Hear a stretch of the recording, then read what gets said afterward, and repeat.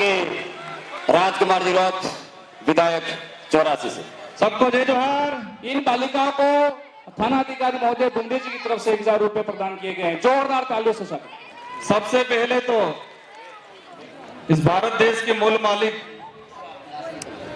आप सभी को विश्व आदिवासी दिवस की हार्दिक शुभकामनाएं, अभिनंदन। इस राजा डूंगर बरंडा की धरती पे और माला कटारा की धरती पे आप सभी का हार्दिक जोहार, अभिनंदन।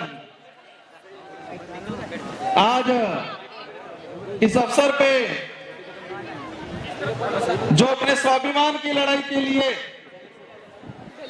अपने हक अधिकार की लड़ाई के लिए, अपने आने वाली पीढ़ी की सुरक्षा के लिए इस माला कटारा की धरती पे जो विराजमान हैं, इन सभी भाइयों और बहनों को मेरी ओर से खूब खूब आभार और अभिनंदन। आज ये जो कार्यक्रम रखा गया है, ये विश्व आदिवासी दिवस जो 1994 के यूएनओ द्वारा घोषित किया गया था और इसके बाद से आज तक इसको मनाया जा रहा है। कई बार छोटे छोटे स्तर पर मनाया गया और डूंगरपुर जिले में बिल प्रदेश के क्षेत्र में यह आदिवासी परिवार की जो विचारधारा आई और इस विचारधारा के बाद पूरा आदिवासी समुदाय को जो अधिकारी बना हुआ था, कर्मचारी था, गरीब था, आम था, उसको भी विश्व आदिवासी दिवस को बारे में जानकारी मिली और पूरे जिले के अंदर, पूरे बिल प्रदेश के अंदर ये विश्व आदिवासी दिवस मनाया जा रहा है। आज का ये जो कार्यक्रम है, उस कार्यक्रम को देख के लग रहा है कि भारत देश का, पूरे देश का एक ऐतिहासिक कार्यक्रम डूंगरपुर जिले की धरती पे हो रहा है, ऐसा लग रहा है। यहां से केंद्र सरकार हो, राज्य सरकार हो, उन तक मैसेज पहुंचा रहे हैं कि ये भीड़ नहीं, ये भिड़ने वाले हैं। ये किराए पे लाए हुए लोग नहीं, स्वेच्छा से अपने खुद के पैसे से आए हुए लोग हैं। ये मैसेज पहुंचाना है केंद्र सरकार को, राज्य सरकार को, और मानगढ़ पे जो आए हैं उनको ये मैसेज पहुंचाना है कि ये भीड़ नहीं, भिड़ने वाले हैं। ये किराए की भीड़ नहीं, ये स्वेच्छा से आए हुए अपने हक अधिकार की लड़ाई लड़ने वाले लोग हैं। भाइयों, ये खुशी का दिन है, लेकिन साथ में एक दुख का भी दिन है, क्योंकि आज पूरे देश के अंदर आदिवासियों को प्रताड़ित किया जा रहा है, उनके साथ छुआछूत किया जा रहा है, उनके साथ कहीं न कहीं अन्याय किया जा रहा है। आप सभी को समझना पड़ेगा कि हम आज एकत्रित हो गए। एकत्रित होने के बाद हमने सांस्कृतिक कार्यक्रम देख लिए, वक्ताओं के भाषण सुन लिए, लेकिन आज सबको ठान के जाना है कि यह आदिवासी हमेशा बरकरार रहे और देश के अंदर किस कोने में कहां पर क्या हो रहा है। हमारे साथी आए थे, एक्स एमएलए थे त्रिपुरा से, उस भाई ने बताया, उस भाई ने भी कहा कि देश के किसी भी कोने में कहीं पर भी आपत्ति आती है तो पूरे देश का आदिवासी समुदाय एक होकर लड़ाई लड़ेगा। आज पूरे देश के अंदर देखा जाए कि हर कोनों में कहते हैं कि व्यक्ति और समाज, जो गरीब की बात आती है, व्यक्ति या कोई समाज पैसे से गरीब हो सकता है, अपने विचारों से, अपनी सोच से कोई गरीब नहीं हो सकता है। और यहाँ जो विराजमान है वो सब अपने विचारों से और अपने सोच से सारे के सारे अमीर लोग बैठे हुए इस मंच पे। इस कार्यक्रम के माध्यम से हमारे पूरे उदयपुर संभाग में, पूरे बिल प्रदेश में हमें मैसेज पहुंचाना है कि ये जो हमारी जो लड़ाई है, ये लड़ाई हमारे अस्तित्व को बचाने के लिए है। जो हमारा दबा कुचला जो इतिहास था, उस इतिहास को वापस उजागर करने की लड़ाई है। ये लड़ाई हमारे जो संस्कृति है, जो विलुप्त होती जा रही है, जो दूसरे लोगों के द्वारा हमारी संस्कृति पे जो अतिक्रमण किया जा रहा है।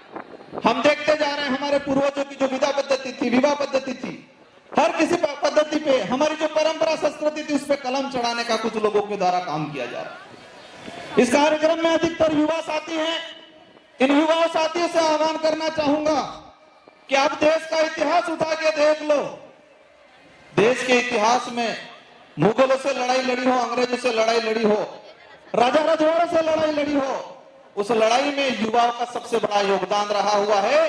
तो आज आजाद देश के अंदर भी हमारे अस्तित्व की लड़ाई, संविधान बचाने की लड़ाई आप लोगों को ही लड़नी है। इसलिए ठान लेना है कि हमें मजबूत रहना है, हमें बहकाव में नहीं आना है, हमें फ्री की योजनाओं पे ज्यादा ध्यान नहीं देना है, हमें हमारे हक अधिकार की बात। आप सबको पता होगा देश में क्या चल रहा है। देश के अंदर यूसीसी कानून लाया जा रहा है, देश के अंदर डिलिस्टिंग की बात की जा रही है। भारत देश के अंदर वर्तमान में वन सुरक्षा अधिनियम 2023 लाया गया और हमारे जो कमिटी बैठे हैं उन कमिटियों के लिए कहना चाहूंगा कि राजस्थान की सरकार एक विधेयक लाई, मृत सम्मान शरीर विधेयक। सुनने में बहुत बढ़िया लगता है और कहते हैं ये लोग कि गहलोत जी की सरकार जैसी मरी जाए ने भी सम्मान आलवानो कानून आणियो एम कहे और हमारे भोली भाली बापड़ी जनता ने बहकाम आ जाए। मृत सम्मान शरीर विधेयक, मैं उस सदन में उपस्थित था, हमने विरोध किया और उस विधेयक में यह है और इस विधेयक के कारण हमारे आदिवासी समाज की न्याय व्यवस्था खत्म करने का कानून लाया गया है। ये कमिटियों को समझने की जरूरत है। और राजस्थान की सरकार ने हमारे आदिवासी समाज के अंदर जो पालवी कमेटी है उस पालवी व्यवस्था को, आदिवासी समाज की न्याय व्यवस्था को खत्म करने का काम किया है। आपके लिए चैलेंज का काम है, सरकार ने आपको चैलेंज किया है, हमको समझने की जरूरत है और सरकार को बताना है क्या कोई भी विधेयक आता है जनहित के लिए प्रचारित करना चाहिए, जनता से राय मांगनी चाहिए। आदिवासी समाज में ऐसे कई बड़े कांड होते हैं जहां एसपी और कलेक्टर की नहीं चलती, वह हमारे पालों के कमिटियों की चलती है, लेकिन इस सरकार ने कमजोर करने का काम किया। कहीं भी बहुत सारे हादसे हो जाते हैं और डूंगरपुर का पूरे इलाके का इतिहास निकाल के देख लो, किसी भी हादसे में जो पुलिस से नहीं सुलझता वो हमारे पालों की कमेटियों से, हमारे पालों के मुखियाओं से, हमारे आदिवासी समाज की न्याय व्यवस्था से वो कादिरा सुलझता है। लेकिन राजस्थान की गहलोत सरकार ने मृत सम्मान शरीर विधेयक पारित करके हमारी आदिवासी समाज की न्याय व्यवस्था को खत्म किया है। साथियों, कार्यक्रम बहुत सारे हैं, आप सभी से अनुरोध करना चाहूंगा कि शांतिपूर्वक तरीके से बैठना है। बहुत सारे कल्चर कार्यक्रम हैं, असम से हमारी टीम आई हुई है, कई वक्ता और बोलना बाकी है। लेकिन ये जो आज आप जो सुन के जा रहे हो उस बात को अपने गांठ बांध के रख लेना है, दिलो दिमाग में बिठा के रख लेना है और समय आने पे एहसास कराना है कि आदिवासी समाज पे आप अन्याय करते जाओगे और चुनाव के वक्त आप हमको लॉलीपॉप दे दोगे और हम बिखरने वाले, हम उस लाभ लालच में आने वाले लोग नहीं है। ये गांठ बांध के जाना है, ये गुस्सा बरकरार रखना है। और ये गुस्सा, हमारा देश लोकतांत्रिक देश है, इस लोकतांत्रिक देश में जनता का राज हुआ करता है, लेकिन इस लोकतांत्रिक देश में, लोकतांत्रिक जो देश है उस देश में कुछ लोग राजा बनने की कोशिश कर रहे हैं। उनको एहसास कराना है कि लोकतंत्र की चाबी जनता के हाथ में है और समय आने पे उस चाबी को ऐसे लगाओ कि उनका ताला हमेशा के लिए जंग खा जाए और उनको पता चले कि नहीं, ये राजतंत्र नहीं, ये लोकतंत्र है। ये एहसास कराने की जरूरत है। भाइयों तथा बहनों, ये उनका वर्ड है। क्या है?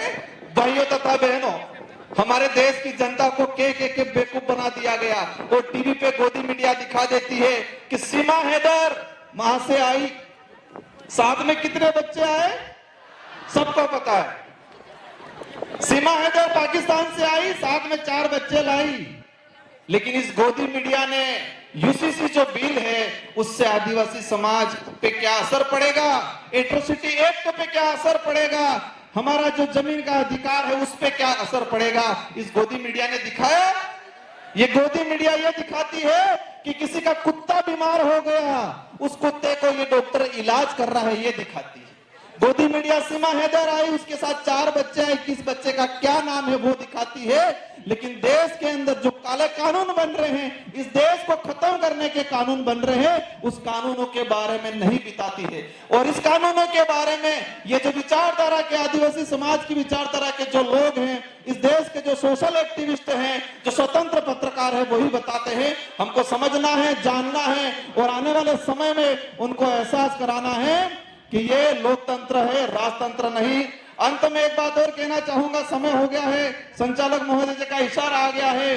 ये जो विश्व आदिवासी दिवस मनाया जा रहा है, इस विश्व आदिवासी दिवस की थीम है, ये जो आज जो मना रहे हैं उसकी एक थीम है, यूएनओ ने सेलेक्ट किया है, गाइडलाइन जो बनाई है कि आदिवासी समाज आत्मनिर्णय लेना सीखे, आत्मनिर्भर बने। और ये पूरे देश के अंदर हम एहसास करा रहे हैं कि यहां पर जो आए हैं वो आत्मनिर्णय लेके आए हैं, आत्मनिर्भर होके आए हैं। और मानगढ़ जो गए हैं वो परजीवी गए हैं, दूसरे के इशारे पे चलने वाले लोग गए हैं। और समय आने पे उनको भी एहसास होगा। अगर राजस्थान की सरकार, राहुल जी, ये विश्व आदिवासी दिवस मना रही है, मैं इस मंच के माध्यम से उनको कहना चाहूंगा, कम से कम ये जो विश्व आदिवासी दिवस है उस दिवस की थीम का तो ध्यान रखते आप लोग।